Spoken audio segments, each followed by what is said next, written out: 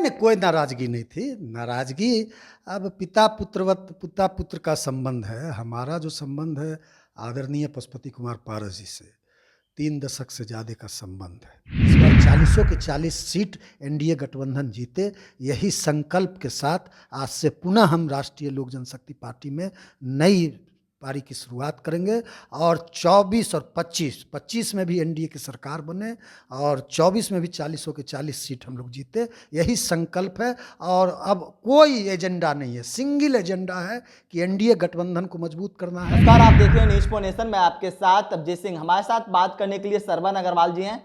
सरवन अग्रवाल जी, आपकी घर वापसी हुई है, फिर से आपको राष्ट्रीय लोक जनशक्ति पार्टी में राष्ट्रीय प्रवक्ता बनाया गया, क्या कुछ कहिएगा? निश्चित रूप से घर वापसी तो कोई भी कहीं घर से जब निकलता है तो देर सवेर उसकी घर वापसी ही होती है, घर में ही उसको शरण मिलता है। आपने कहा घर वापसी हुआ, लेकिन जब पार्टी आपने छोड़ा तो काफी नाराजगी दिखी थी पशुपति कुमार पास को लेकर। नहीं, कोई नाराज़गी नहीं थी। नाराज़गी अब पिता पुत्र का संबंध है। हमारा जो संबंध है आदरणीय पशुपति कुमार पारस जी से 3 दशक से ज़्यादा का संबंध है। और हम लोग आदरणीय हमारे पार्टी के संस्थापक स्वर्गीय रामविलास पासवान जी, आदरणीय राष्ट्रीय अध्यक्ष हमारे केंद्रीय मंत्री पारस जी खगड़िया शहर बन्नी अलौली के हैं और हम भी खगड़िया से आते हैं, एक ही जगह के हैं और आज नहीं बहुत पुराना संबंध है। और जान लीजिए, लोग यदि घर से बाहर निकलता है तो थोड़ी है कि दूसरे के घर में उसको, ठीक है, थोड़े देर के लिए कोई बहका के, कोई आपको दिग्भ्रमित करके घंटा 2 घंटा या 1 रात के लिए 2 रात के लिए शरण दे देगा, लेकिन वो आपका घर नहीं हो सकता है। आपको पुनः अपने घर में ही वापस जाना पड़ता है। आपको शरण जो मिलता है, जो आपका वास्तविक आपका अपना घर होता है, वहीं आपको स्थान पुनः मिलता है। तो आदरणीय पशुपति कुमार पारस जी ने सारे मुझको माफ़ करते हुए, हमारी गलतियों को नज़रअंदाज करते हुए, माफ़ करते हुए उन्होंने फिर हमको राष्ट्रीय प्रवक्ता आज बनाया है और पार्टी में वापस स्थान दिया है। और इसके लिए मैं आदरणीय पशुपति कुमार पारस जी का और पूरी पार्टी का और पूरी पार्टी जनों का दिल से शुक्रिया अदा करता हूँ कि उन्होंने सारी गलतियों को माफ़ करते हुए और आज पुनः राष्ट्रीय प्रवक्ता हमको बनाया है। अब पिछली बातों को छोड़िए, अब हम लोग के पास बड़ी चुनौती है। चुनौती तो उन लोगों के लिए है जो महागठबंधन के लोग हैं, हम लोग के लिए तो कोई चुनौती नहीं है, क्योंकि बिहार की जनता ने मन बना लिया है और बिहार की जनता पूरी तरह से संकल्पित है बिहार।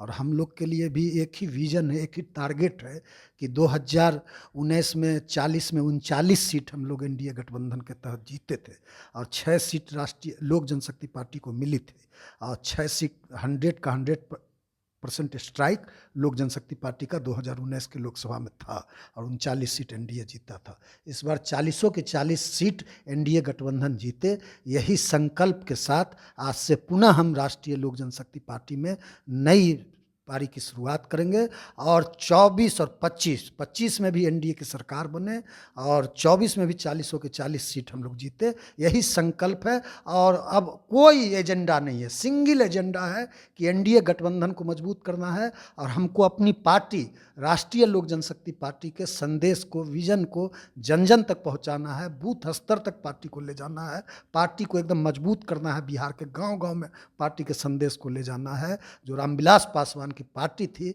उसी तरह इस पार्टी को और पार्टी पुनः और भी गौरव, पुरानी गौरव को पार्टी हासिल करे, यही हम लोग का संकल्प है। लेकिन उस समय तो चाचा भतीजा एक थे, लेकिन अब चाचा भतीजा अलग हो गए।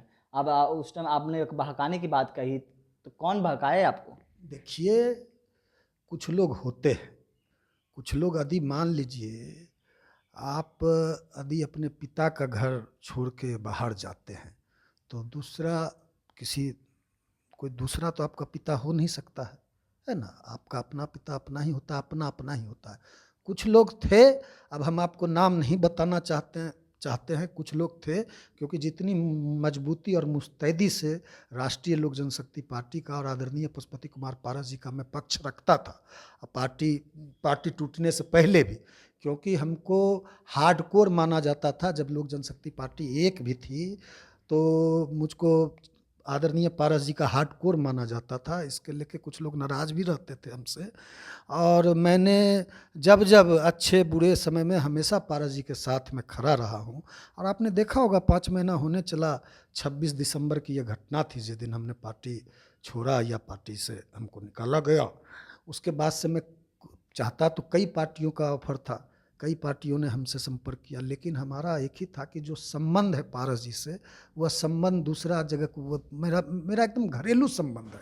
ठीक है, कुछ लोगों ने हमको दिग्भ्रमित कर दिया था, लेकिन पुनः सुबह का भूला शाम को यदि अपने घर वापस लौटता है तो उसको भूला नहीं कहते, इसलिए भूलिए उन बातों को।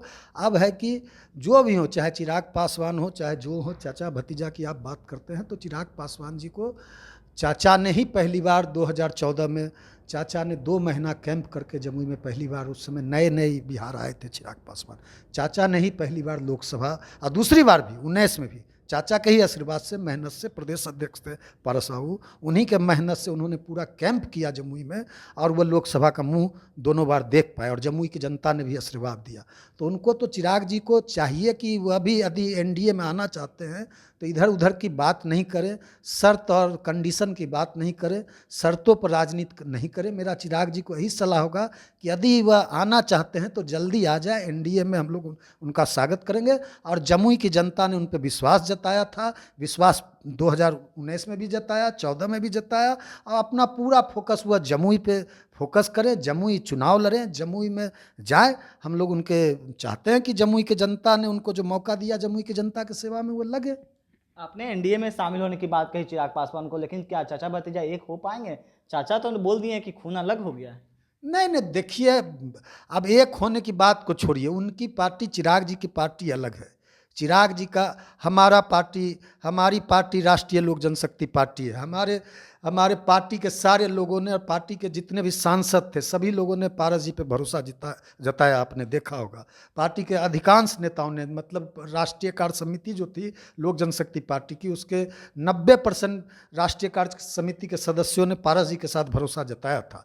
तो पारस जी की स्वीकारता तो है ही। पारस जी उनका लंबा सियासी जीवन है, मैं उतना विस्तार में नहीं जाना चाहता, लेकिन चिराग जी के पास अभी अनुभव की कमी है। उनको आदरणीय पशुपति कुमार पारस जी के अनुभव का लाभ लेना चाहिए था, लेकिन वह लाभ नहीं ले पाए। अपने हठधर्मिता के कारण उन्होंने पार्टी को मतलब पार्टी को बर्बादी के कगार पे पहुंचा दिया था।